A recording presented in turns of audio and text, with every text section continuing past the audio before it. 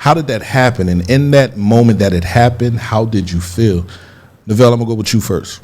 All right, so my situation happened, I feel like I was at the height of my career. I was young.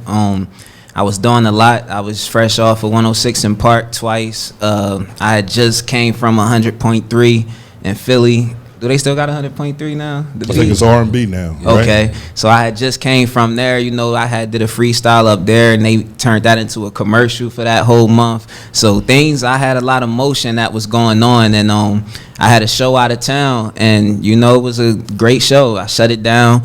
On my way out, some guys ran up on us, shot me, and I was robbed. My situation, I had no feeling in my legs when I hit the ground. My list of injuries, I had a fractured spine, lacerated spleen, both my lungs collapsed. I lost 4 liters of blood.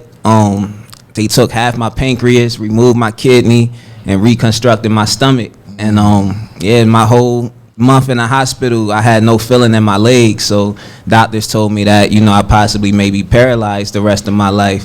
And the next, you said how it felt. Yeah.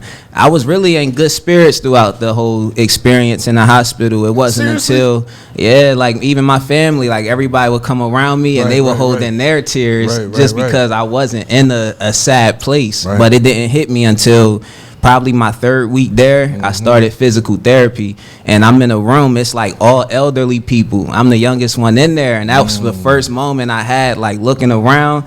And I'm looking at what I'm doing. They giving me devices, how to pull your socks up with this hook, like live paralyzed. And when I got back to my room, I broke down. And that's the first time that I broke down in there. That's when everything hit me. Like, I'm not going to walk across the stage again. I'm not about to Dougie. That was my dance at the time. So it's like I can't even Dougie no more.